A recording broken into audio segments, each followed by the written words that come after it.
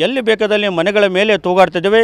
ಎಲ್ಲಿ ಏನು ಆಗುತ್ತೋ ಆತಂಕ ಈಗ ಈ ಗ್ರಾಮದಲ್ಲಿ ಮನೆ ಮಾಡಿದೆ. ಈಗ ಡೇಂಜರಸ್ ತಂತಿಗಳ ದೃಶ್ಯಗಳು ನಾವು ನಿಮ್ಗೆ ತೋರಿಸಿ ನೋಡ್ಬೋದು. ಇದು ಗದಗ ಜಿಲ್ಲೆ ಸೂರಣಗಿ ಗ್ರಾಮದಲ್ಲಿ ನಾವು ಇದ್ದೀವಿ.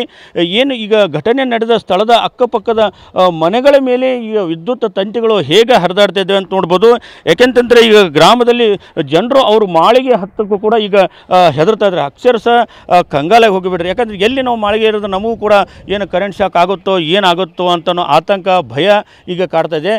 ಇಲ್ಲಿ ನೋಡ್ಬೋದು ಈಗ ಹೈ ಟೆನ್ಷನ್ ವಾರ್ಡ್ ಏನು ಪ್ರಮುಖ ಏನು ವಿದ್ಯುತ್ ತಂತಿ ಇದೆ. ನಿನ್ನೆ ಇದೇ ಒಂದು ವಿದ್ಯುತ್ ತಂತಿಗೆ ಆ ಒಂದು ಕಟೌಟ್ ಏನು ಟಚ್ ಆಗಿ ದುರಂತ ನಡೆದಿದೆ. ಈ ವಿದ್ಯುತ್ ತಂತಿ ಇದು ನೋಡಿ ಈಗ ನಾವು ಇದ್ದಂಥ ಮನೆ ಮಾಳಿಗೆ ಮೇಲೆ ಹಾದು ಹೋಗಿದೆ. ಇಲ್ಲಿ ನೋಡ್ಬೋದು ಈಗ ಜನರು ನಿತ್ಯವೂ ಕೂಡ ಈ ಮನೆ ಮಾಲಕರು ಇಲ್ಲಿ ಸ್ಟೇರ್ ಕೇಸ್ ಹತ್ತಿ ಬರಬೇಕಾದ್ರೆ ಆ ಒಂದು ವಿದ್ಯುತ್ ತಂತಿ ಏನು ಕೆಳಗಡೆನೇ ಹತ್ತಿ ಬರಬೇಕು.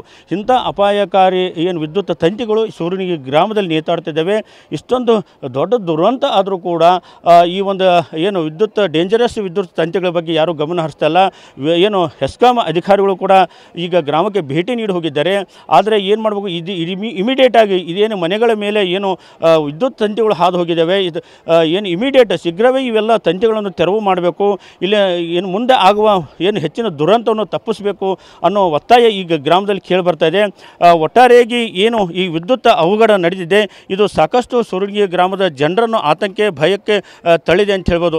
ಇನ್ನಾದರೂ ಹೆಸ್ಕಾಂ ಅಧಿಕಾರಿಗಳು ತಕ್ಷಣ ಎಚ್ಚೆತ್ತುಕೊಂಡು ಏನು ಸೂರಣಗಿ ಗ್ರಾಮದಲ್ಲಿ ಮನೆಗಳ ಮೇಲೆ ಏನು ವಿದ್ಯುತ್ ತಂತಿ ಹಾದೋಗಿ ಅವು ತಕ್ಷಣ ತೆರವು ಮಾಡಿ ಬೇರೆ ಕಡೆ ಸ್ಥಳಾಂತರ ಮಾಡಬೇಕನ್ನೋ ಒತ್ತಾಯ ಈ ಗ್ರಾಮದಲ್ಲಿ ಕೇಳಿ ಬರ್ತಾ ಇದೆ. ಕ್ಯಾಮ್ರಾಮನ್ ಶಿವಾಜಿ ಜೊತೆ ಸಂಜೀವ್ ಪಾಂಡ್ರೆ, TV9 ಗದಗ್.